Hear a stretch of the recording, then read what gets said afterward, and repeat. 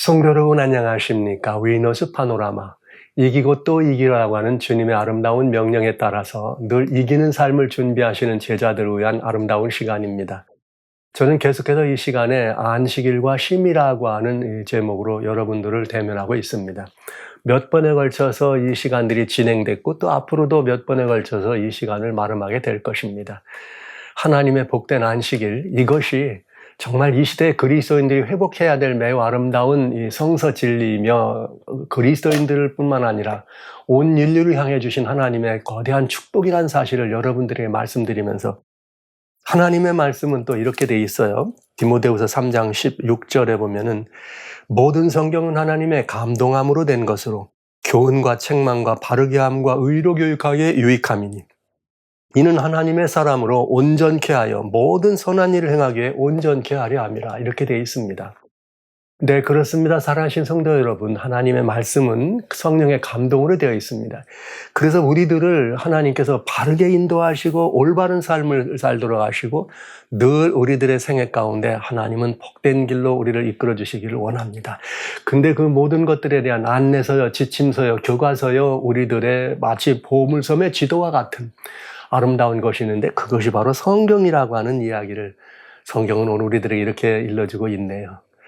오늘 저는 여러분들과 같이 이 시간에 지난 시간에 이어서 계속해서 이렇게 아름답고 복된 하나님의 축복의 날을, 왜 교회가 하나님을 섬기고 하나님을 공경한다고 하는 하나님의 교회가 왜 이것들을 거부하고 잊고 혹은 이렇게 무시하고 살아가는가, 이런 문제들을 이렇게 다뤄보는 시간이 지속되고 있습니다.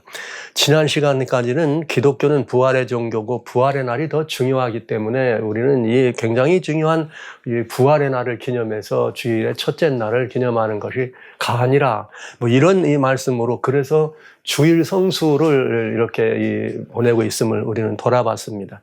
자, 그런데 이 지난 시간 그렇게 됐을 때 그 주일 성수에 대한 이야기를 여러분과 드리면서 하나님의 복된 날을 이렇게 계명을 바꾸면서까지라도 바꿨던 이런 초대교회 캐토릭이 그 지금까지 지속돼 내려오면서 그 캐토릭의 교리 강론 속에는, 처치계 속에 셋째 계명으로 올려진, 원래 계명은 넷째 계명이지만 세 번째 계명으로 올려진 10계명, 그 가운데 안식일을 기억하여 거룩하게 지키라고 하는 명령이 있는데, 그 안식일을 주일이라고 하는 로드스데이로, 창조의 이렇게 이 기념일인 안식일이 이제는 새로 예수님의 부활로 말미암아서 이제 새로운 창조가 시작되는 기념일로 뭐 어떻게 또 기뻐하고 즐거워하라고 하는 이 주님의 명령이 있다는 이런 의미로 이 첫째 날을 존귀히 여기는 사건이 벌어진 것을 보여드렸어요. 그런데 이 교리 강론 속에 여러분 말씀해 주신 것처럼 The Day of the Resurrection이라는 말인데, 부활의 날, 그날은 새로운 창조를 의미한다. 그런데 예수님의 부활이 뭘 의미했는가? 일주일 중에 첫째 날 부활하셨는데, 이거는 원래로 말하자면은, 창조로 말하자면은 창조고 일곱째 날 안식하시고 그 다음 날과 마찬가지니까 일곱째 날이 된다. 제7이 다음이가 일곱째 날이고 그날이 첫째 날이 되는데, 이거는 창조 사역에 있었던 일을 우리들에게 회상시키면서, 그러기 때문에 이것들은 모든 새 창조, 재창조, 새 창조의 시작을 알리는, 여기 그렇게 굉장히 중요한 assured라고 말을 썼어요. 이게 new creation assured다. 새로운 재창조의 시작을 알리고 새로운 재창조가 시작됨을 보여주는 사건이었다. 그러니까 우리는 이 로드스데이를 구분해야 한다 하면서 뭐라 그랬다고요? 거기에 이 로드스데이는 일요일이다. 갑자기 로드스데이를 첫째 날이라고 하지 않고 일요일이라는 용어로 살짝 바꾸면서 그 다음부터 계속해서 일요일은 안식일의 완성이다, 이렇게 돼 있어요. 일요일이 안식일의 완성입니까? 그런데 여기에 그렇게 바꾸면서 Sunday celebration, 계속 Sunday가 나옵니다. 제가 이제 이 말씀을 보면서 여러분들에게 그런 말씀을 드렸어요. 이미 여덟째 날이 새 창조가 시작된 Day of First Day다. 그런데 이 날이 무슨 날이다? 모든 날들의 시작이다. 주님이 부활하였으니까. 그러니까 부활하신 이후에 모든 날의 시작을 의미하는 것이고, 이 날은 그렇기 때문에 무슨 날이다? Lord's Day, 주님의 날이고, 그런데 주님의 날은 무슨 날이다? 태양의 날이다. 갑자기 주님의 날이 태양의 날이 되는 것을 보셨다, 이 말이죠. 굉장히 좀 뭔가 의미가 있잖아요. 뭔가 좀 미심쩍은 게 있잖아요. 그래서 썬데이라고 하는 일요일이 로드스데이로 둔갑해가는 과정을 아주 저 짧은 글 속에서 살짝 그렇게 설명하면서, 그러니까 결국은 로드스데이라는 말을 만들면서 썬데이, 제 첫째 날 썬데이, 태양의 날이라 그래서 여기 분명하게 We all gather on the day of the sun이에요. 우리 모두는 태양의 날에 모여야 된다. 이렇게 명령을 해요. 그날이 첫째 날인데, 그러니까 이거는 태양의 날을 높이려고 하는 뭐와 같다. 은근한 속임수가 여기에 작용한 것이라는 생각이 들지 않을 수가 없는 사건을 여러분들에게 말씀드렸습니다. 이제 이 말씀을 조금 여러분들이 잘 기억해 주시면, 로드스데이가 썬데이로 이렇게 진행해 나가는 과정은 뭔가 좀 의미심장한 속임수가 들어간 것 아닐까. 저는 그거를 이제 사단의 미혹이다, 이런 표현으로 여러분들에게 말씀을 드린 것입니다. 그래서 이제 그렇다면은 어떻게 이 교회가 그런 미혹이 틈탔는지를 봐야 되잖아요. 그래서 오늘부터는 이제 네 번째, 하나님의 초대교회죠. 교회에 스며들었던 이방 종교 태양숭배, 이것이 어떻게 교회 안에 들어오게 됐는가 하는 문제를 좀 돌아보는 시간을 갖겠습니다. 이렇게. 이방 종교의 태양 숭배를 우리가 알아보려면은 매우 여기 이제 오늘 우리가 볼 것들은 무엇들이냐면, 태양 숭배가 이제 이 역사가 어떻게 시작됐는가 한번 보고, 이 태양 숭배가 이제 교회 안에는 또 어떻게 들어오게 됐는가. 그 다음에 이 일주일이면, 여기 주일 제도란 말은 weekly 시스템이에요. 일주일 월화수목금토일 혹은 일월화수목금 돌아가는 일주일 제도가 어떻게 태어나게 됐는지를 또 여러분이 좀 봐야 되겠죠. 그런 다음에 이 태양 숭배하는 것이 초대교회를 어떻게 미혹했는가, 이 문제를 좀 돌아보도록 합니다. 제가 여기 오늘 이 말씀을 드릴 때는 모두에 말씀드린 것처럼 모든 성경은 하나님의 감동하심으로 되어 있다. 그래서 바르게 함과 교육함과 의로 교육하게, 의로 교육하기에 유익하다, 이렇게 되어 있거든요. 그래서 제가 여러분과 나누는 이 시간에는 늘 그래왔지만은, 예수통신에 여러분들에게 드리는 슬로건은 뭐냐면, 예수통신에서는 항상 하나님의 말씀으로 말씀을 이해하고, 말씀으로 말씀을 읽고, 말씀으로 말씀을 해석한다. 이것을 중심으로 여러분과 돌아봤습니다. 그래서 이 예수통신에서 여러분과 같이 비고도 제자 훈련을 할 때 제자 사역에 3대 강령이 있어요. 그게 뭐냐? 3대 강령은 말씀 없인 생명이 없습니다. 그 다음에 기도 없인 능력이 없습니다. 사랑 없인 열매가 없습니다. 이 부분이었죠. 다 잊으셨을 거예요. 이미 오래전에 말씀드렸는데. 근데 말씀 없인 생명이 없다는 말씀과 같이 이 예수통신에서는 비고도 제자 사역뿐만 아니라 모든 시간에 말씀 중심의 말씀으로 말씀을 풀어가는 그런 시간을 여러분과 같이 가진 것이죠. 그래서 오늘 이방종교의 태양숭배도 역시 하나님의 말씀을 중심으로, 그러면서 이것이 교회의 역사 속에 너무나 분명한 근거가 뚜렷한 것들을 여러분과 같이 나누면서 어떻게 하나님의 교회를 미혹하고 틈타도록 날을 좀 보는 시간을 가지려고 하는 것이죠. 자, 그러면 이제 우리는 이 문제는 사단의 미혹에 관련된 문제니까 우리는 굉장히 조심스럽게 봐야 되겠죠. 선악의 싸움이 시작되는 장면입니다. 지난 6번에 걸쳐서는 하나님의 안식일이 하나님의 명령이란 사실, 이것을 중심으로 여러분들에게 진정한 쉼의 의미, 하나님의 안식에 초청되는 진정한 의미를 보았다면, 이 시간에는 이제 어떻게 하나님의 날이 이렇게 변질될 수밖에 없었는가, 사단의 미혹이 어떻게 틈탔느냐. 그래서 에베소 6장 12절에 말씀 주신 것처럼 우리의 씨름은 혈과 육에 대한 것이 아니요 정사와 권세와 이 어둠의 세상 주관자들과 하늘에 있는 악의 영들에게 대합니다. 이것을 생각하면서 이 말씀을 풀어가도록 하겠습니다. 다시 말씀드립니다. 우리들이 지금 씨름하는 이 씨름은 선과 악의 거대한 씨름이다. 하나님과 이 하나님을 대적하는 어둠과의 세력의 거대한 씨름이다. 빛과 어둠의 씨름이다. 하나님의 신실된 백성들과 그렇지 않은 사람들의 씨름이다. 그렇다면 교회 안에 만약 그런 것들이 있다면 참된 그리스도인과 그냥 교인들의 씨름이다, 이렇게 보셔도 되겠습니다. 그렇다면 더욱더 성경 말씀을 근거로 봐야 되겠죠. 그래야 종교개혁의 이 기치를 들었던 우리 종교개혁의 선구자들이 말한 것처럼 솔라 피데 솔라 스크립투라, 오직 성경이라고 하는 것들을 여러분과 같이 볼 수 있는 매우 중요한 현장이 되는 것이죠.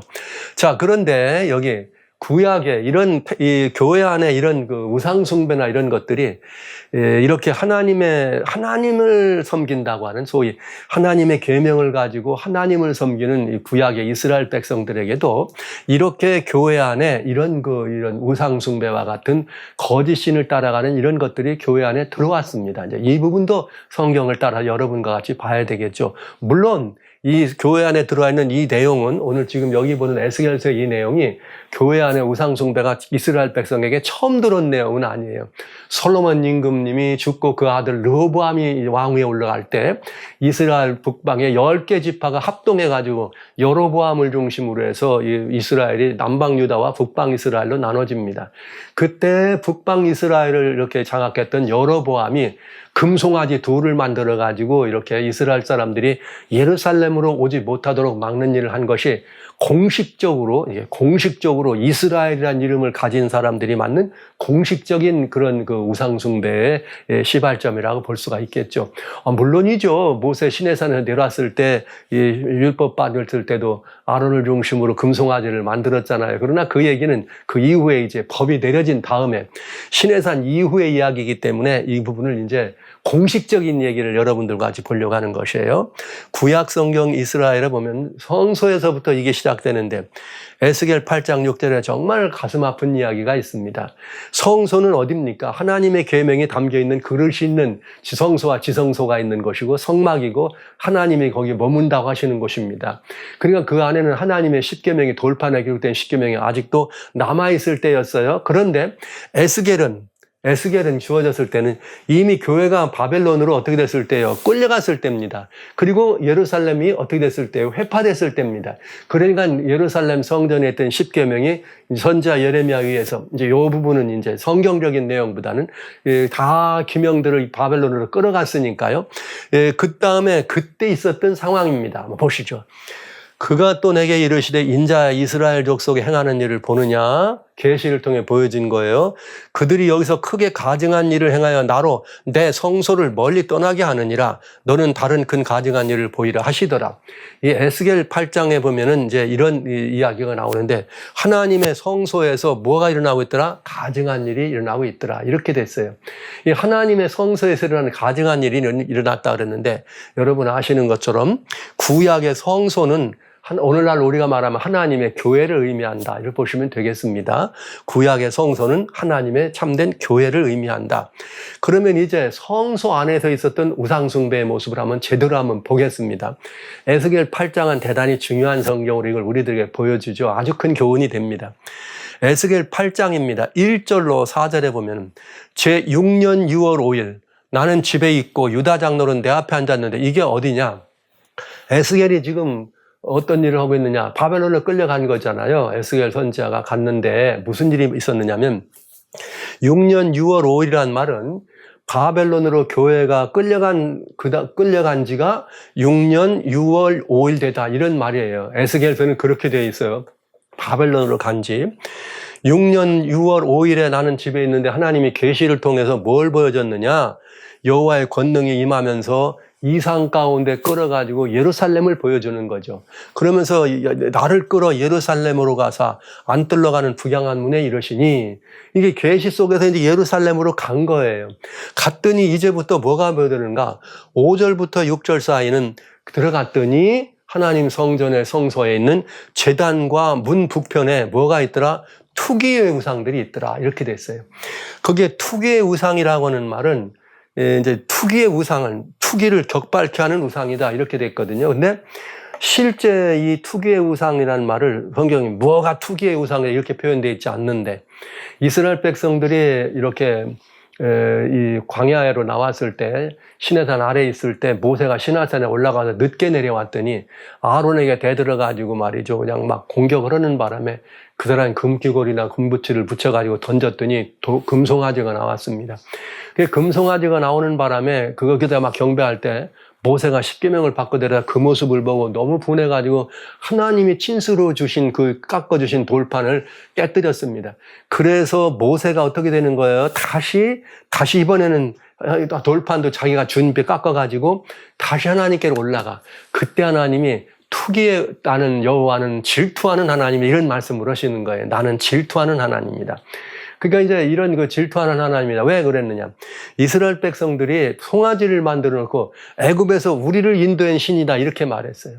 자, 왜 그랬을까? 여러분 보시면 애굽에서 이스라엘 백성들이 나온 건 어디를 가려고 한 거예요? 가나안을 들어가려고 한 거예요.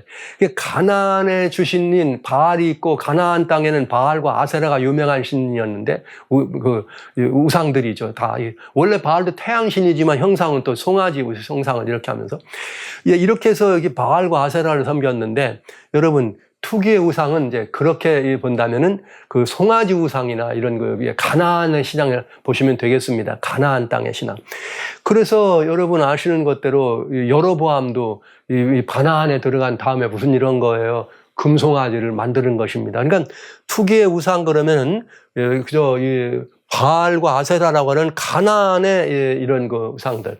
그 아합 임금이 데려다 놨던 궁중으로 가져왔던 제사장들이 누구예요? 이세벨의 관계를 통해서 바알과 아세라의 신이다. 그러니까 투기의 우상은 가나안의 이렇게 거짓 신들이다, 이렇게 보시면 되겠고요.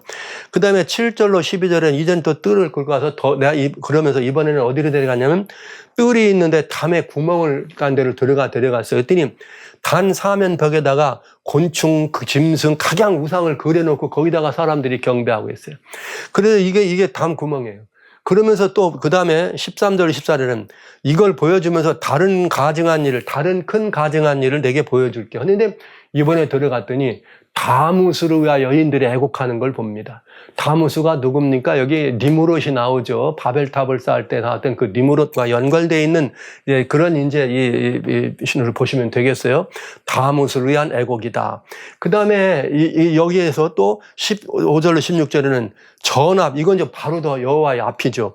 전과 현관과 제단사, 이거는 정말 매우 중요한 위치죠. 바로 하나님의 이제 성전에 들어가는 입구, 성막 안에 성소, 지성소가 있다면 그 안에 성소로 들어가는 입구가 전합, 현관과 제단 사이가 되겠어요. 그러면서 더 큰 가장 가증한 일이 있다. 그러면서 가장 가증한 일을 보여주면서 뭘 보여줬느냐? 태양, 동방 태양에게 경배하는 일을 보여줍니다. 그러니까 여기 에스겔서에 뭐가 나오냐면, 이스라엘 백성은 하나님의 교회라고 보면 되겠어요. 구약 당시에 하나님의 교회 안에 들어와 있는 우상에 관한 이야기예요. 우상 숭배, 하나님의 진노를 격발케 하는 일이었습니다. 그런데 이런 우상이 다른 데 있는 것이 아니라 성소, 교회 안에 있더라 이거예요. 그 중에 가장 큰 가증한 일이 뭐냐? 태양을 숭배하는 일이었다. 이것을 여러분들이 기억해 주시면 좋겠습니다. 그래서 에스겔 8장 16절에는 뭐라 했는가? 그가 또 나를 데리고 여호와의 전 안뜰에 들어가서 보기로 여호와의 전 문 앞 현관과 제단 사이에 약 25인이 여호와의 전을 등지고 낫을 등으로 향하여 낫을 동으로 향하여 동방 태양에게 경배하더라. 이렇게 되어 있네요. 그러니까 이건 뭐라는 거예요, 여러분? 여호와의 전과 그다음에 제단 사이에서 있는 사람들은 누구만 거기 들어갈 수 있어요? 제사장들만 들어갈 수 있어요. 그러니까 이건 뭘 말하는 거예요? 종교 지도자들 중에서 특별히 뽑아낸 제사장들, 그런 제사장들 가운데 25인이나 제사장들 가운데 25인이나 동방태양에게 뭐하고 있더라? 경배하고 있더라. 이야, 놀라운 일, 무서운 일 아닙니까, 여러분?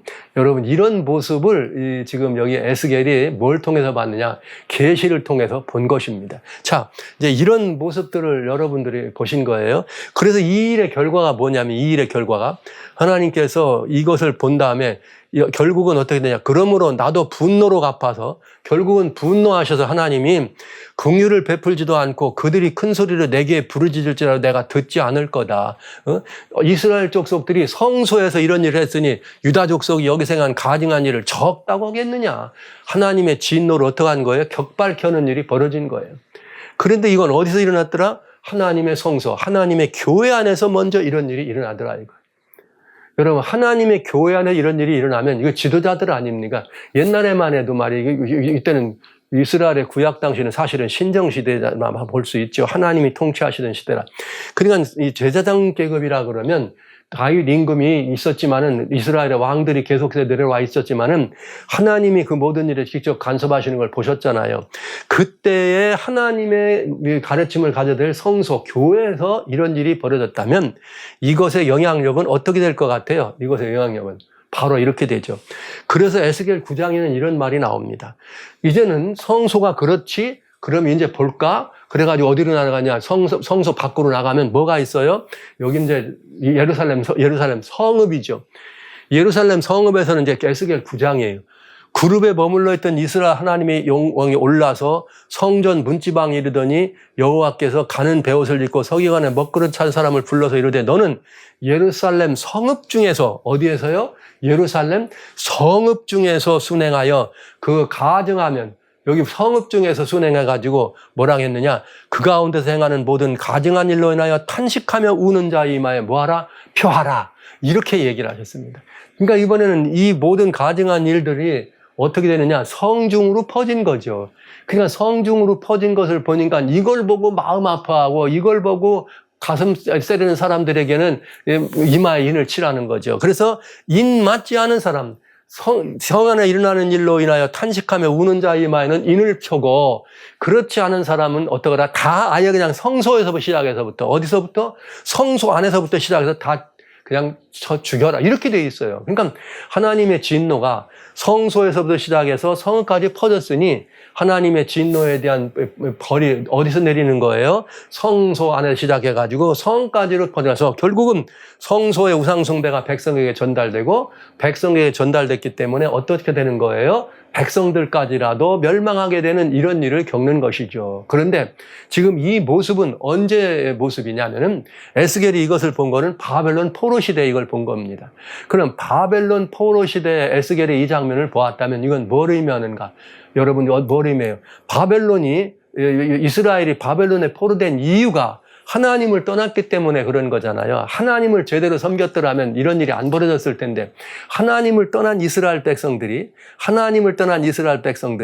그야말로 우상에 돌아가고 하나님 앞에 가증한 일을 저런 식으로 하니까 어떻게 된 거예요? 하나님께서 바벨론을 통해서 이스라엘을 쳐서 견책을 하신 거죠. 마찬가지로 여러분 지금 이 시간에 보니까 어때요? 바벨론 포로 시대에 그런 것이 있음에도 불구하고 회개치 아니하고 돌아오지 않는 이스라엘, 그들이 뭘 한 거예요? 이렇게 해서 이 우상숭배에 빠져있는 모습을 보여준 것입니다. 정말로 안타깝고 가슴 아픈 일이라 이렇게 할 수밖에 없는 것이죠. 자, 그런데 이제 이렇게 해서 무슨 시대가 됐어요? 바벨론 시대가 된 거예요. 그러면 이제 우리는 바벨론 시대에 이스라엘 백성들이 그렇게 빠져 있었는데 도대체 바벨론 시대란 무슨 시대냐 이거예요. 바벨론 시대. 그러면 이제 바벨론 에스겔이 봤을 때니까요. 바벨론 시대를 알기 위해서 우리는 잠깐 옛날 고대 세계는 이집트에서 시작해서 이집트, 그다음에 바벨론, 그리고 많은 고대 문화들에서는 뭐를 숭배했느냐? 태양을 숭배하는 사상들이 있었습니다. 특별히 이집트에서는 태양신이 뭐냐면 라라고 하는 이집트의 주신은 라예요. 태양신입니다. 그래서 이집트의 주신이 라인데 라가 주신이고 그 나라의 이집트 사람들이 섬기는 신이 9신이 있어요. 하나, 둘, 셋, 넷, 다섯, 여섯, 일곱, 여덟, 아홉, 열하나, 4개. 하나, 둘, 셋, 넷, 다섯, 여섯, 일곱, 여덟, 아홉, 11신이군요.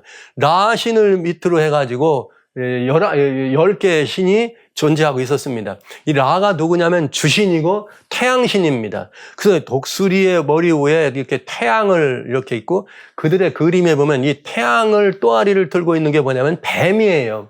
그러니까 결국 이건 뭘 말하는가? 이집트의 신들이 태양신을 주신으로 섬겼는데 결국은 그것을 이렇게 주장하고 있는 배우는 누구다? 사단, 곧 옛뱀이라고도 하고 마귀라고도 하는 사단인 것을 우리는 이렇게 알 수가 있는 거죠. 그런데 이제 이스라엘이 어디로 풀려갔어요? 그때 이집트로 갔다가는 나왔고 이번에는 무슨 시대다? 바벨론 시대다. 바벨론이라고 하는 이 도시로 이스라엘 사람들이 끌려갔을 때 바벨론은 여러분 아시는 것처럼 대단한 도시였습니다. 이 바벨론 도시라고 하는 것은 성이 있는데 성 가운데로 유프라테스라고 하는 강줄기를 성 가운데로 돌려가지고 해자를 만들고 성 둘레를 삥삥 둘러싸가지고 고대 세계에 얼마나 이게 난공불락의 도성이었느냐면은 약 한 20만 명 정도의 사람들이 이 안에서 20년 동안을 성문을 열지 않고 나와도 살 수 있을 정도로 난공불락이었답니다. 성 밖에 있는 이 성벽 둘레는 오늘날로 말하면은 이게 픽업 트럭이 이게 트럭들이 2대가 이렇게 왕복으로 지나갈 수 있을 정도로 성벽도 아주 든든하게 쌓은 곳이 어디냐? 그게 바로 이 바벨론이라고 하는 이 도시였습니다. 그런데 이제 바벨론은 뭘 중심으로 설립됐느냐면 이렇게 에테메난키와 에사길라라고 하는 바벨론 사람들의 주신을 섬기는 신전고탁과 사당이 있었어요. 그 에테메난키라고 하는 것은 이제 이게 신전고탁, 우리 지구라시라 이런 말을 쓰는데 역사가들이 지구라시라고 하는 것이 있는데 이 에테메난키 이름의 뜻은 모든 집들의 근원이 되는 집이다. 기초가 되는 집이다. 이 에테메난키 위에 뭐가 있느냐 하면 에사길라라고 하는 신전, 실은 사당이 있습니다. 이 사당, 이 뜻은 뭐냐면 그 꼭대기가 하늘처럼 높은 집이라는 뜻입니다. 그러니까 여러분, 바벨탑을 쌓던 사람들이 우리가 지금부터 이 탑을 쌓자 그러면서 그 대꼭대기를 어디까지 닿게 하늘 꼭대기에 닿게 하자. 똑같은 말을 에사길라라고 하는 바벨론의 신전에서 사당에서 섬겼다는 이야기죠. 그런데 이 사당에서는 무슨 일을 섬겼느냐? 여기 썬데이라고 하는 태양의 날이라고 하는 이것에 대해서 로버트 억돔이라고 하는 분이 쓴 이 책에 이 과거의 역사가 아주 고대 세계 이런 모든 역사들이 아주 자세하게 기록이 되어 있어요. 그런데 원래 여러분 아시는 것처럼 바벨론은 점성술이 유명하잖아요. 메소포타미아. 예수님이 태어나실 때도 메소포타미아 지방 그쪽에서 누가 옵니까? 동방 박사들이 오잖아요. 그만큼 별자리를 보는 일에는 아주 능수능란한 탁월한 박사들이었습니다. 그들도 역시 뭘 섬겼는가? 12궁성을 가지고 있다는데 바벨론은 이걸 보고 12진법 혹은 60진법이라 그래요. 그래서 하루는 24시간, 그 다음에 뭐 이런 거 무슨 1시간은 60분, 이렇게 또 이렇게 1분은 또 60초 이런 식으로 이런 단위 12진법, 60진법은 바벨론의 제도예요. 근데 이렇게 해서 여러분 욥기서에도 보면 38장에 너희가 12궁성을 때를 따라 나겠느냐 이렇게 표현되어 있잖아요. 이들은 바벨론이라고 하는 나라는 원래 점성수로 유명한 나라. 얼마나 정확했느냐면 오늘날 우리가 하루를 얘기할 때 24시간 몇 분 하잖아요. 그때 거의 몇 초도 틀리지 않고 이 사람들이 그 시간을 알았습니다. 현대 과학 문명이 발달하는 그 시간의 이런 흐름들을 그때 고대 세계 이미 기원전 벌써 이 시대면은 600년경인 거죠. 그때 메소포타미아 지방을 중시했던 바벨론의 점성술은 그렇게 유명했다. 아주 정확했다는 거죠. 그런데 아까 보셨던 에테메난키 위에는 이렇게 탑이 있는데 이렇게 7개의 탑이 있습니다. 그 탑이 있는데 그러면 탑이 뭐냐면은 신전 고탑이라고 하는 탑이에요. 근데 이게 계단으로 올라가 있는데 이 계단은 뭘 의미하느냐? 한 계단 한 계단이 그들이 섬기는 신이에요. 점성술을 이렇게 따지는 사람들이 신이야. 근데 그 신이 계단이 어떻게 됐느냐? 그러면 맨 밑에가 세턴입니다. 토성, 그 다음에 주피터, 목성, 마르스는 화성, 그 다음에 태양, 비너스, 금성, 머큐리, 수성, 그 다음에 문, 그 다음에 여기가 우리가 살고 여기 사당입니다. 그런데 여러분, 이때 당시에 육안으로 보일 수 있는 그런 것들을 이 사람들을 이렇게 섬기는데 그때 벌써 지구에 우리가 말하는 수금지와 천해명이라고 하는 지구의 행성을 그들은 이미 다 갖고 있었습니다. 그런데 신으로 섬길 때는 어떻게 섬겼느냐? 토성을 갖다가 검정 색깔로, 그 다음에 여기 목성은 보신 것처럼 오렌지 색깔이에요. 주황색인 오렌지 색깔로. 그 다음에 화성은 붉은 색깔로. 요즘도 화성을 얘기하면 사람들이 레드스타라는 말을 쓰잖아요. 화성은 붉은 별로. 태양은 금 색깔이에요. 그 다음에 비너스, 금성은 옐로우, 노란 색깔이고, 머큐리, 수성은 블루, 그린이었습니다. 그 다음에 달은 은 색깔이었습니다. 이렇게 색깔을 칠해가지고 이 계단을 이렇게 장식을 하면서 매시마다 이 신들을 섬기면서 올라가고 이런 신앙을 가졌어요. 그래서 여기 이 주일 7별을 섬겼으니까 당연히 매시마다 섬겼으니까 복잡하기는 하지만 그것이 날짜로 되면은 7일 제도가 되겠죠. 근데 여러분 이미 제가 주일 제도의 기원에서 이게 도표는 여러 번 말씀드렸어요. 별미에서도 말씀드리고 또 이렇게 여러 바벨론의 독주를 말씀드릴 때 여러 번 말씀드렸지만 또 한번 여러분들에게 주일제대의 기원을 보는 거니까 이 시간에도 한번 또 보도록 하죠. 바벨론의 제사는 별자리를 섬겼는데 보여주신 것처럼 아래가 뭐냐 토목화 일 금수월이라고 하는 이런 순서대로 매 시간마다 이게 신을 섬긴 거죠. 그럼 여러분 매 시마다 한 신을 섬기려면 하루가 24시간인데 얼마나 복잡합니까? 너무 복잡하게 했죠. 그러니까 모든 제도라는 거는 시간이 지나면 점점점 더 다 진화되게 돼 있습니다. 그래서 이 바벨론 사람들도 뭘 했느냐면 이 신을 그렇게 섬기던 것들을 어디서 에테메난키라고 한 집을 그 위에는 에사길라인데 에사길라에 들어가기 위해서 이런 계단으로 된 것을 올라갔다 이 말이죠. 그런데 이 순서대로 된 거예요. 토, 목, 화, 일, 금, 수, 월. 그러면 이것을 하다가 나중에는 이게 맨날 토, 목, 화, 일, 금, 수, 월 이렇게 섬기다가 너무 복잡하니까 그러지 말고 그날의 첫 번째 신을, 첫 번째 떨어지는 신을 그날의 신으로 정하는 일이 벌어진 거죠. 그래서 그날을 첫 번째 신으로 떨어지는 그날이 그들의 신을 섬긴 날이 된 겁니다. 한두 가지만 해볼게요. 그럼 한번 보시죠. 이대로 왔으면 어느 날인가? 토, 목, 화, 일, 금, 수, 월. 토, 목, 화, 일, 금, 수, 월. 토, 목, 화, 일, 금, 수, 월. 토, 목, 화, 일이 떨어졌네요. 그러면 이제 먼저 일이 떨어지면 오늘은 무슨 날이다? 태양을 경배하는 날이다. 태양신의 날이 일이 떨어진 겁니다. 일 다음에는 금이니까 여기 일이죠. 그러면 금, 수, 월. 토, 목, 화, 일, 금, 수, 월. 토, 목, 화, 일, 금, 수, 월. 토, 목, 화, 일, 금, 수, 월이네요. 그럼 이제 뭐가 되는 거예요? 월, 달을 섬기는 날이 된 거예요.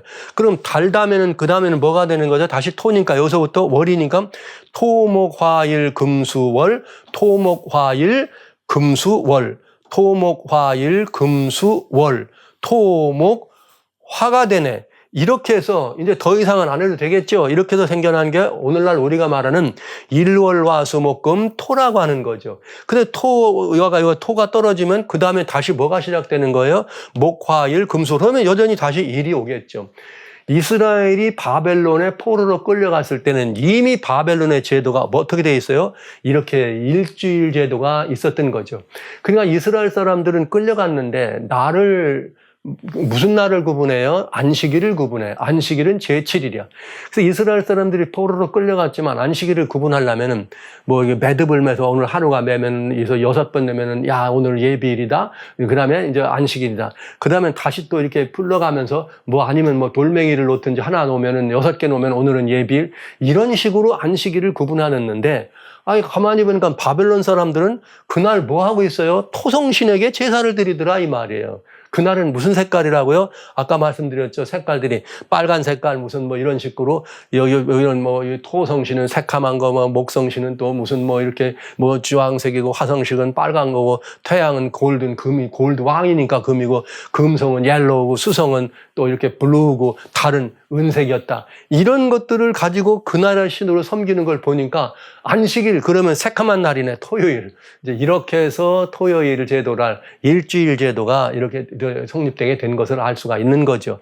자, 그런데 이렇게 해서 이 모든 것들이 일월화수목금토다 이런 것은 바벨론의 제도였다. 근데 바벨론의 제도는 단순히 첫째 날, 둘째 날, 셋째 날이라고 하는 성경적 제도가 일주일이라고 하는 제도는 맞닥뜨려졌지만은 그들은 뭐냐면 첫째 날, 둘째 날이 아니고 태양의 날, 달의 날, 화성의 날, 수성의 날, 목성의 날, 금성의 날, 토성신의 날이다. 이렇게 얘기한 거니까 7일 제도는 맞지만은 내용과 의미가 다르다는 것을 알 수가 있죠. 그런데 이렇게 제사를 지내던 사람들이 제사를 지내는 이 일의 전문가가 누구예요? 제사장들이겠죠. 그래서 바벨론에서 이런 제사를 드리던 제사장의 이름이 뭐냐면은 바벨론은 신정시대예요.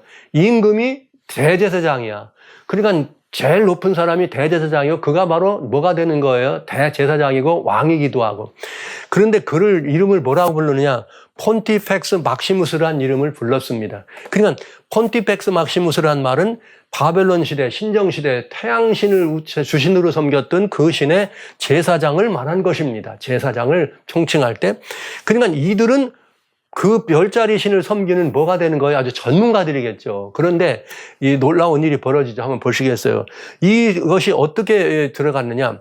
바벨론의 대제사장이라고 하는 폰티펙스 막시무스라고 하는 제사장이 있었는데 바벨론이 어떻게 됩니까? 페르시아에게 538년 멸망합니다.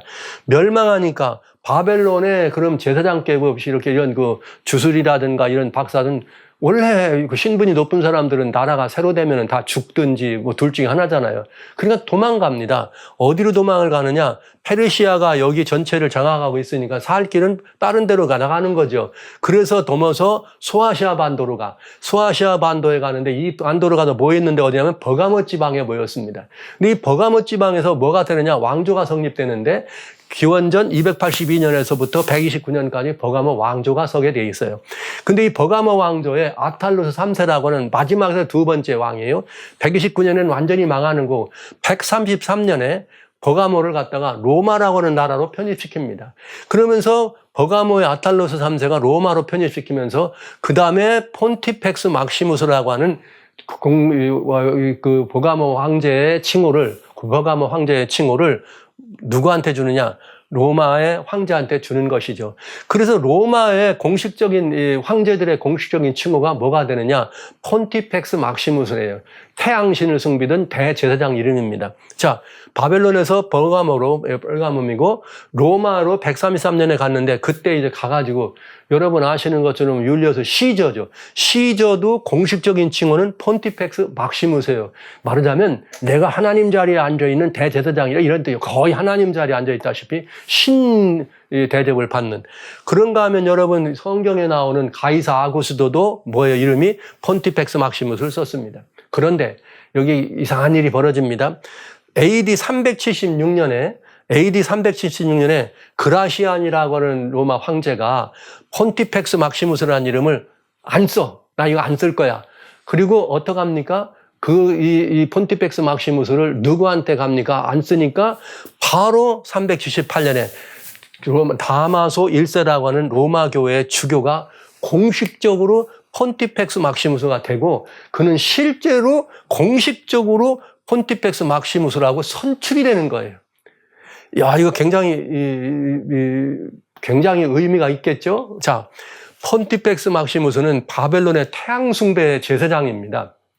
이 제사장들은 뭐 하는 사람들, 태양을 숭배하는 사람들의 지도자급에 그 사람들이 로마에서 결국은 어디로? 기독교, 교회로 들어왔다 이 말이에요. 대단히 의미가 있는 말이죠. 폰티펙스 막시무스라는. 자, 그래서 여기 투 바벨론이라고 하는 거는 베이커스 펄켓이라면 기독교 문서 가운데 유명한 그런 이 베이커스 출판인데 여러분 여기에 나와 있는 책에 이 기록이 그대로 들어있어요. 투 바벨론이라. 왜 투 바벨론이라? 바벨론의 제도가 로마로 갔다 이거예요. 그러니까 이거는 뭐예요? 오리지널 바벨론이 있고 그 다음에 이 로마의 뒤를 이어서 누가 로마 교회가 들어갔다. 그래서 이건 바벨론과 마찬가지다 해서 투 바벨론이라는 말을 쓴 것입니다. 자, 그런데 이게 사실이냐고요? 역사적으로? 사실이고 말고요. 왜 사실이냐? 그러면 지금도 로마 교회에 이제는 교황이죠. 교황의 칭호가 뭔가? 자, 이게 여기 시내와라고 하는 거는 요건 교황청에서 직접 그들이 관장해서 이렇게 그들을 이렇게 말하는 이렇게 근동 세계의 여러 가지 이런 것들을 만든 뉴스 매체입니다. 이건 캐토릭에 만든 거죠. 교황청에서 직접 만든 거죠. 거기에 프란시스코 교황을 보고 뭐라 그래요? 폰티펙스 막시머스 공식적인 칭호 쓰잖아요. 뿐만 아니라 프란시스코 폰티펙스 막시머스는 2025년은 기념주화, 금년이에요. 기념주화, 기념 메달까지 만들어집니다. 어디서 만들어요? 바티칸 시티에서. 이건 21년에 만든 거죠. 금년에 이렇게 21년에 만든 거죠. 자, 이게 어떻게 되느냐? 이미 이런 이것들이 나와서 교황 말하자면 정치적으로 이것들이 신정시대에서 시작되어 종교까지로 같이 했던 것들이 나오면서 로마가 이걸 가져오고 로마에서 어떻게 됩니까? 정교연합을 325년 니케아 회의를 하면서 폰티펙스 막시무스라는 이름을 누구한테 주는 거예요? 교황청, 말하자면 그때만 해도 이제 주교예요. 교회에게 줍니다. 그러면서 서서히 뭐가 시작되는 것 같아요? 파워가, 세력이 점점 어디로? 교회로 옮겨오는 것을 보는 거죠. 이 과정을 보는 거예요. 그렇게 와서 폰티펙스 막시무스가 현재까지라도 똑같이 공식적인 칭호로 진행되는 가르침이 됐다. 이걸 여러분들에게 말씀드리는 것입니다. 그런데 여기 보시죠. 321년에 그렇게 여기 칭호가 바뀌어지기 직전에 무슨 일이 벌어지는가? 아직 로마 교회가 아니라 로마의 황제가 폰티펙스 막시무스일 때 무슨 일이 벌어지는가? 321년 컨스탄틴 황제에 의해서 썬데이로라고 하는 것이 이렇게 발효가 됩니다. 그런데 이 썬데이로를 발효할 때 맨 처음에 On the venerable day of the sun이요. 태양의 존귀한 날에 이렇게 돼 있어요. 태양의 존귀한 날에. 이게 내용이 그 내용이 고스란히 들어있기 때문에 여러분 여기다가 이제 제가 여러분 교회 크리스찬 처치 히스토리라고 하는 것에 들어있는 걸 여러분이 보여드렸는데 그 내용은 뭐냐? 컨스탄틴 황제, 로마의 폰티펙스 막시무스였던 컨스탄틴 황제가 일요일 휴업령을 내리는데 언제 내렸느냐? 321년 3월 7일 날 내립니다. 그때 이렇게 태양의 존귀한 날에 무슨 날에? 태양의 존귀한 날에. 이렇게 태양의 존귀한 날에 도시에 거주하는 행정관 주민들을 쉬게 하고 모든 작업장의 문을 닫으라. 그러나 시골에서 농업에 종사하는 사람들은 합법적으로 자유로이 무슨 날에? 태양의 날에. 무슨 날에? 태양의 날에 일을 계속할 수 있다. 이렇게 돼 있습니다. 이게 바로 뭐라고요? 컨스탄틴의 일요일 휴업령인 것입니다. 그러니까 이게 무슨 말이에요? 나라가 주권을 가지고 공권력을 가지고 이제는 뭘 가져온 거예요? 로마라고 하는 전체 모든 길은 로마로 통한다고 말할 만큼 가득한 강력한 이 대권을 가졌던 대국 로마가 공식적으로 이를 태양의 날을 뭘로요? 휴일로 쉬라고 하는 공휴일로 하라고 하는 이런 법을 공인했다는 거죠. 그래서 바벨론의 태양의 날이 일요일이었는데 그날이 공식적으로 뭐가 된 거예요? 전 세계에 공표되고는 휴일로 된 거죠. 그래서 세계적인 공휴일로 지정된 것이에요. 휴일로. 그러나 이게 단순한 공휴일이냐? 그렇지 않더라. 이 단순한 공휴일이 아니라 이것이 뭐가 되는 거예요? 이제부터 처음에는 공휴일로 그 다음엔 뭐가 되는 거예요? 이제 중요한 날이 되겠죠. 여러분 오늘날 우리 뭐 대한민국 사람이나 미국 사람이나 영국 사람이나 아프리카의 남아공 사람이나 다 일주일은 7일입니다. 그리고 일요일은 쉬는 날입니다. 이게 언제 생겼느냐? 바로 그때 생겨난 것이에요. 321년에. 그걸 지금도 가져오는 거죠. 그런데 태양의 날에 교회로 언제 들어왔느냐? 이게 교회 역사를 봐야 되겠죠. 교회 역사 가운데 여기 라바트 로덤이라고 하는 사람이 쓴 여기 썬데이라고 하는 여기 가운데 책 속에 246페이지에 무슨 일이 있느냐? 325년 여기 기록된 말이에요. 325년 실버스타 1세가 325년에 황제의 병을 교회로 들여왔다. 이렇게 됐어요. 이게 무슨 말이냐면은 로마 황제 컨스탄틴이 321년에 태양 공휴일을 만든 다음에 325년에 니케아 종교회를 엽니다. 그러면 니케아 종교회에서 야, 뭐 교회하고 뭐 나라하고 따로따로 갈 거 있어. 같이 가자. 이렇게 명령을 내린 거예요. 이 명령을 325년 당시의 교회 주교가 실버스타 1세였는데 그 황제의 명을 교회로 가져왔습니다. 그런데 보시죠. 그 내용이 여기 들었던 내용이 이거예요. AD 325년 컨스탄틴 황제의 명으로 소집된 니케아 공회에서 황제는 정교 일치를 명하였다. 그때 정교일치를 명하면서 사제의 임명과 사제를 임명하고 그 다음에 사제에게 나라가 뭐 하는 거예요? 공식적으로 사례를 하는 것을 허락합니다. 그랬더니 감독은 실버스타 1세라고 하는 감독은 이 명령서를 환영하면서 그러면 오케이. 왜 환영했느냐? 당시에 여기 이 실버스타 이 감독은 이 니케아 회의에 참석하지 않았어요. 않고 황제가 이런 한 결과를 보냈더니 이 보고를 받은 것입니다. 받아가지고 오케이 너무 좋습니다. 그렇다면 이제 그 나라가 일요일도 뭐로 된 거예요? 휴일을 정했으니 우리도 그러면 일요일 날 뭘 하겠습니다? 우리도 일요일 날 이렇게 하자. 이렇게 하면서 이 기록에 의하면 여기 뭐 Dear Gods라고 돼 있죠. The day of the sun, the day of the moon, the day of the Mars. 일주일 제대는 다 뭐는 날이냐? 그냥 일요일화수 목금토라기보다는 오늘날 우리는 그런 개념이지만 당시에는 신의 날이 들은 거예요. 그 모든 것들에 대해가. 그래서 여기에 뭐라겠느냐 이렇게 된 거예요.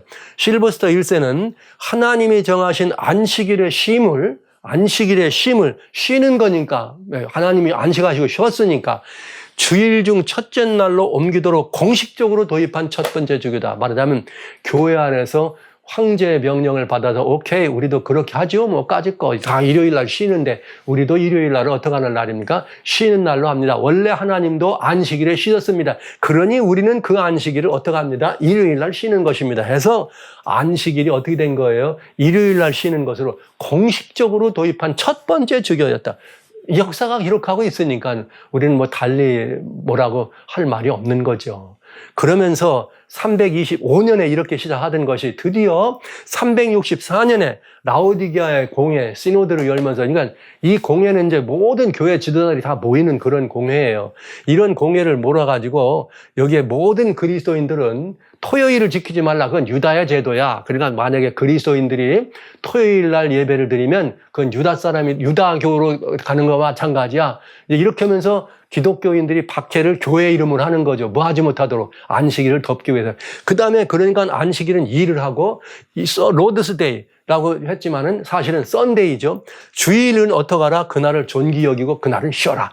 그러니까 안식일을 어떻게 한 거예요? 일요일로 이렇게 바꿔놓은 거죠. 그러면서 하나는 일을 하게 하고 하나는 뭐 하게 하고 놀게 하고. 그러면 한 세대만 지나면 돼요. 왜? 한 세대는 노는 날로 해줘봐요. 다 좋아하지. 그 억지로 하는 것 같지 않고 일을 시키고 그러니까 노는 날을 기다리게 한 거죠. 만약에 그리스도인들이 안식일을 지키면 어떤 일이 벌어지는가? 여기 아나테마란 말은 예수님으로부터 버려진다. 내침을 당할 거다. 이런 뜻이에요.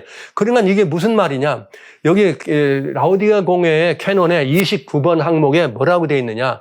토요일은 게을러서는 안 되고 일을 하라. 일을 하라. 유다인들은 예수님 거절했잖아. 근데 그리스도인들이 유다인이 지키는 안식일을 지키면 너희도 유다인처럼 되는 거야. 그러니까 너희들은 어떻게 돼야 돼? 벌 받아야 돼. 하지 말라고 한 거예요. 그 대신 일요일은 어떻게 하라? 로드세이 주일로 존귀 여겨라. 그러면서 어떻게 됩니까? 교회 공의의 역사, 이거 역사의 책이에요. 그냥 공식적으로 교회가 태양일을 뭘로? 예배일로. 이젠 뭐가 된 거예요? 태양의 날이 공휴일에서 이번에는 정식 예배일로 채택되는 일을 364년 했다 이 말이죠. 그러면 이제 우리는 따져봐야죠.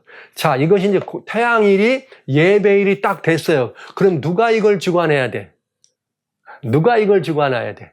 바벨론에서 이렇게 태양신을 경배하고 각종 우상을 경배하는 일에 대1번을 갖다가 뭐라 했다고요? 폰티펙스 막시무스라.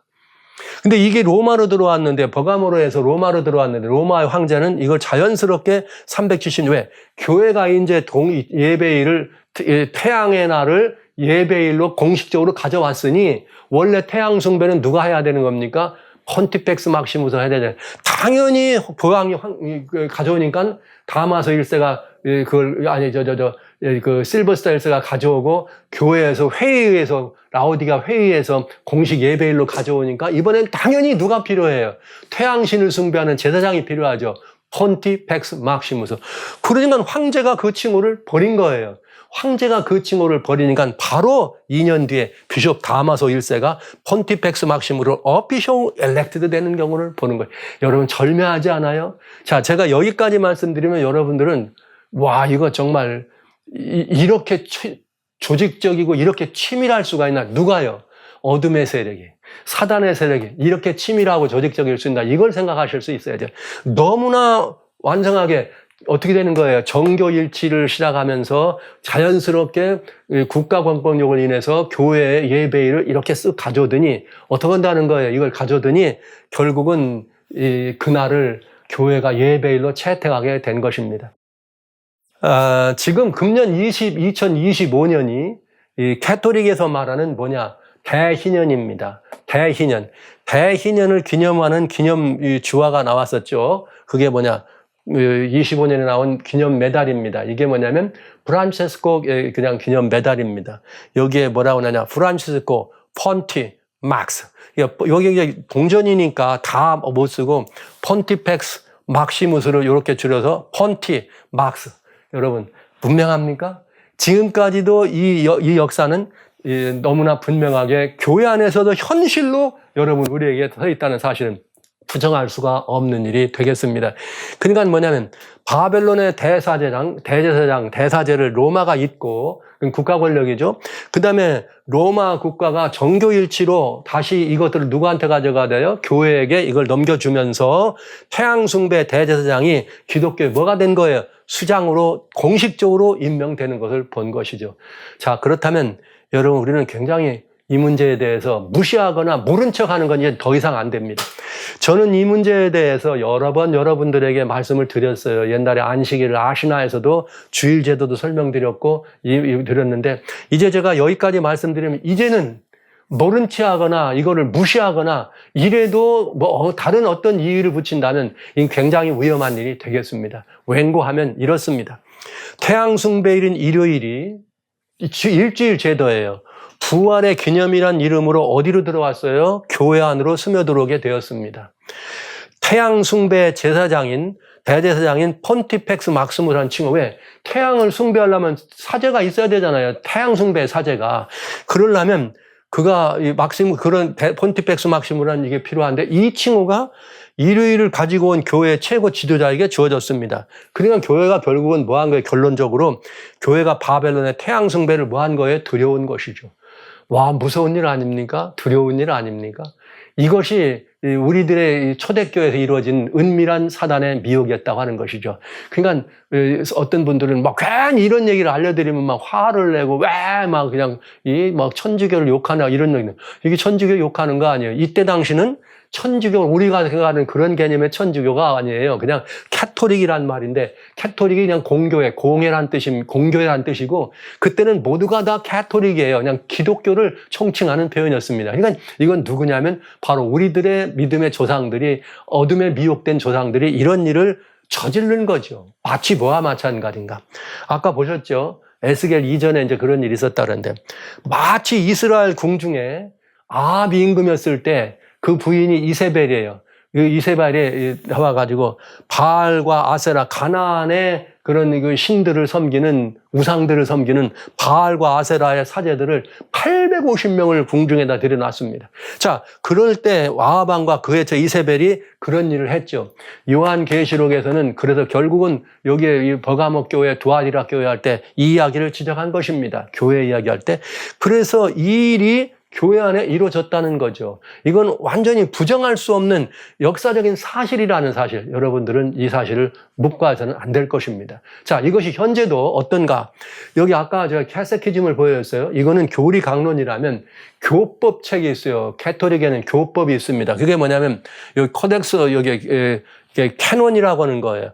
원래 이게 뭐냐면 코드 오브 캐논라고 하는, 이걸 말하면 교법이야. 가장 중요한 교회법 중에 캐톨릭의 교법이 1917년도였는데 1983년에 개정돼서 이게 이 교법이에요. 그래서 코드 오브 캐논러가 1998년에 개정됩니다. 근데 그 개정된 그 코드 속에 여기 코드 오브 캐논러에 여기 타이틀 넘버 2예요. 거기에 이 셀크리테라는 말은 거룩한 날들을 말하는 거죠. 시간들에 대해서. 여기 캐논 1246 챕터 1, 1246쪽 챕터 1에 썬데이가 나오죠. 그 다음에 여기 챕터 여기 2가 나오는데 요걸 보면 더 좀 크게 확대하면 1266번, 그 다음에 여기에 세 가지 1247번이 나오는데 여기에 나와 있는 이것들은 뭐라고 되어 있는가? 이렇게 되어 있어요. 일요일은 주님의 부활을 기념하던 사도들의 전통 위에 세워진 날이다. 여러분 지금까지 보셨지만 이건 사도들의 전통이 아니고 로마 황제의 명령에 의해서 교회가 가져온 거죠. 역사가 이걸 보여줬어요. 이미 보였어요. 사도들의 전통이라는 말은 그러니까 속임수예요. 세워진 날로 교회들이 반드시 준수할 기본적인 모든 교회가 반드시 지켜야 될 기본적인 성일이다. 그 다음에 또 뭐가 있냐. 거기에 또 반드시 지켜야 할 날들이 있는데 반드시 해야 될 날이 예수님의 탄생, 예수님의 침례, 예수님의 승천, 예수님의 죽으심, 이런 것들, 성모, 이건 반드시 지켜야 되지. 성인들 날. 이것들을 그러면서 사도들의 권위와 판단의 승인 아래 주교들이 이렇게 회의로 폐하거나 또 일요일로, 그러니까 여기서 폐지되면 일요일로 옮길 수 있다 이 돼 있어요. 여러분, 이걸 보면은 일요일이라고 하는 주일을 성수해야 된다. 이거 반드시 지키는 거니까 뭐예요? 성수하란 말이죠. 주일 성수 외에도 소위 말하자면 무슨 뭐 크리스마스나 부활절 이런 것들도 반드시 지켜야 될 것들이 이렇게 말했습니다. 그런데 그냥 제가 일부러 여러분 오늘 이렇게 축일을 대한 건 아니지만 기왕에 태양 숭배 이야기 나왔으니까 크리스마스는 그럼 뭐냐?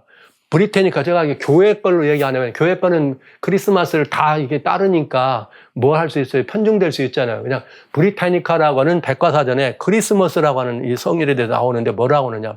크리스마스의 기원은 어디냐면 이 게르마닉이나 앵글로색슨, 그러니까 말하자면 독일계나 영국을 말하죠. 거기에 있는 윈터 솔리티스라는 말은 동지에 이것이 말하자면 그것으로부터 파생돼 내려온 것인데 이게 교회 안에 들어오면서 12월 25일은 무슨 날이냐면은 Day of the Birth of the Unconquered Sun, 절대로 정복될 수 없는 태양의 무슨 날이다? 탄신이다.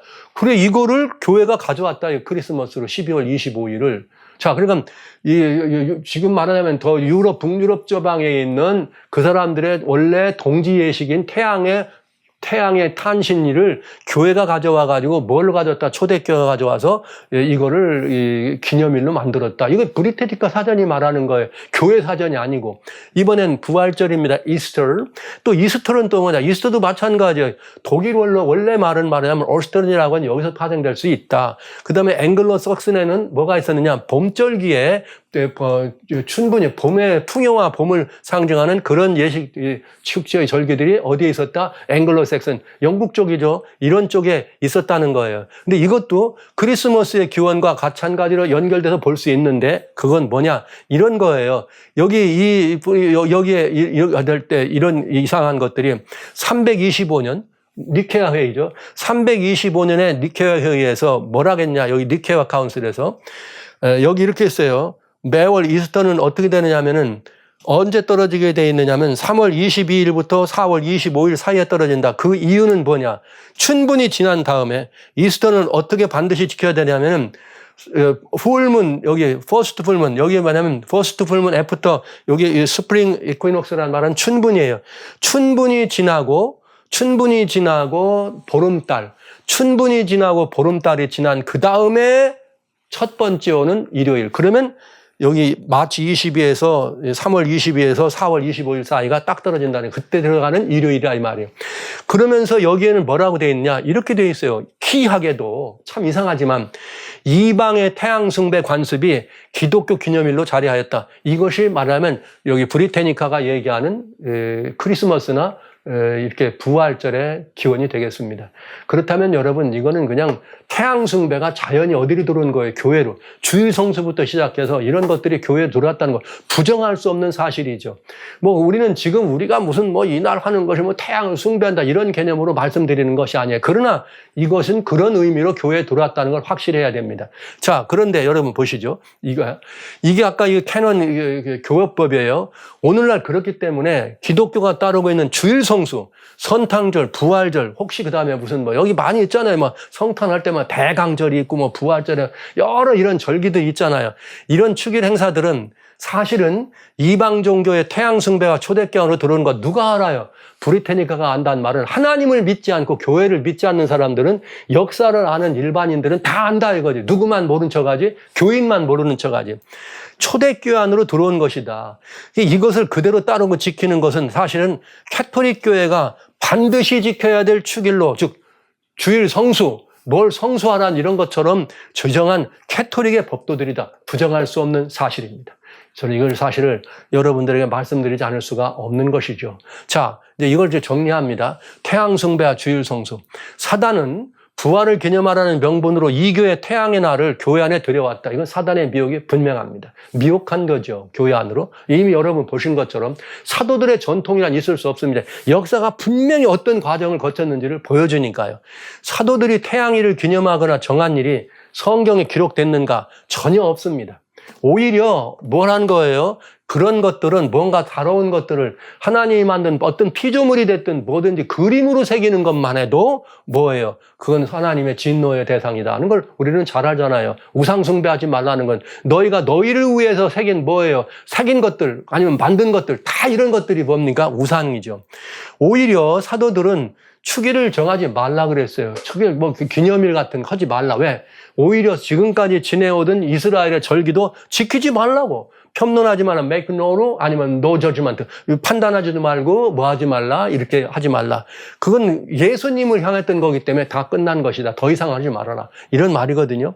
날과 달과 절기와 해를 지키지 말라. 주님은 성경을 통해서 사도들은 우리에게 분명하게 말씀하신 것입니다. 그리고 또 서방교회는 다 썬데이 월십이라 그래요.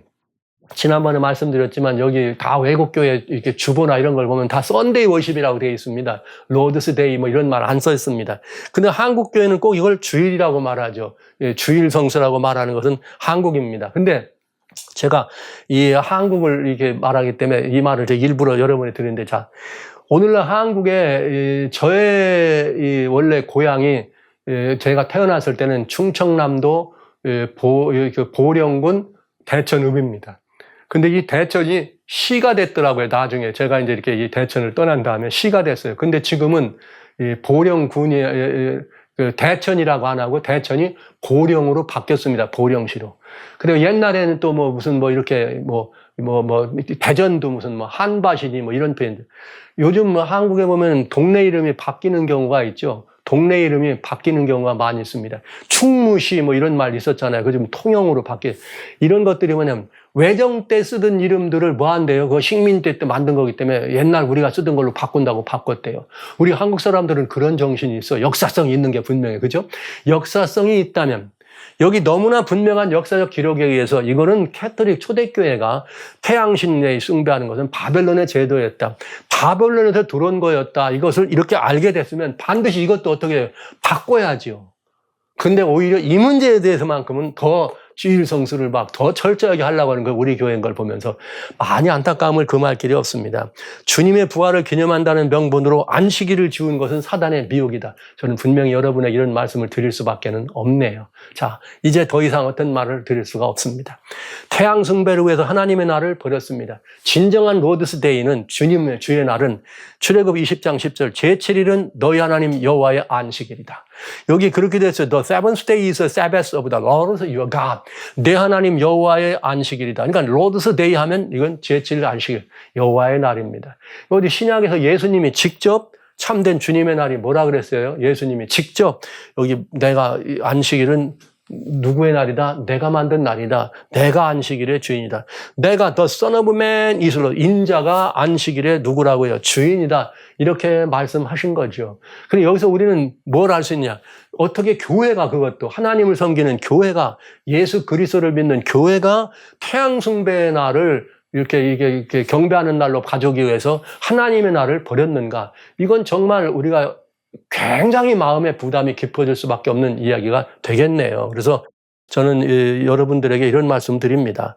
기독교는 반드시 하나님의 날을 회복해야 합니다. 이 하나님의 날은 영원한 하나님과 우리 사이의 언약이에요. 그 언약 가운데 들어있는 영원한 표징입니다. 더 이상 우리가 이것을 모른다, 아니다 이렇게 주장하지 말고 주님 말씀하신 것처럼 이제는 하나님의 백성에게 안식할 때가 남아있다. 사바티스모스, 안식일의 쉼이다. 안식일의 쉼은 하나님께서 창조 때부터 이루신 그 안식일의 쉼입니다. 자, 그리고 이미 그의 안식에 들어가는 믿는 사람은 하나님이 자기 일을 쉬심처럼 언제 하나님이 자기 일을 쉬셨어요? 제7일에 쉬셨습니다. 하나님이 자기 일을 쉬신 것처럼 자기 일을 쉰다고 하는 이 권면을 받아야 합니다. 이 성경에 너무나 명확하게 명시되어 있는 말씀이니까 우리는 따라야 되지 않겠습니까? 그래서 이 일을 따르는 것이 오늘날은 안식일을 구분한다 그러면 왠지 모르게 조롱받고 찰리 커크는 그러다가 순교까지 당했습니다. 어려움이 있을 수 있습니다. 그러나 성도들의 인내가 여기 있다. 저희는 하나님의 계명과 언약의 영원한 언약이죠. 하나님의 영원한 언약과 예수 믿음을 지키는 자니라. 저와 여러분이 이제 더 이상 변명할 수도 피할 수도 없는 하나님의 이 날이 정말 이렇게 이 어둠의 미혹에 의해서 교회에 들어왔고 이런 이 주적 그런 정치권의 행사뿐만 아니라 그런 어둠의 세력에 의해서 변경된 것을 너무나 분명하게 여러분들이 보시게 됐습니다. 그러면 이제 우리는 어떻게 하면 좋을까요? 성도 여러분, 어떻게 하면 좋겠습니까? 우리 이 문제에 대해서 조금도 망설이지 말고, 주저하지 말고, 지체하지 말고, 우리 모두가 다 하나님의 이 복된 말씀에 순종해서 주님의 날을 하나님께로 올려드리고 주님의 날을 경배하는 일월 와서 목금토가 아니라 첫날, 둘째 날, 셋째 날, 제7일, 일곱째 날, 제7일을 구분하는 하나님의 아름다운 시민으로 영원한 하나님의 상징이요 표징이라고 하는 이 안식일이 여러분과 저의 것이 됐으면 참 좋겠습니다. 이 어마어마한 축복의 날을 여러분들이 함께 기억하시고 그날에 여러분들이 하나님의 안식에 참여할 수 있는 거룩한 안식에 여러분들을 초청합니다.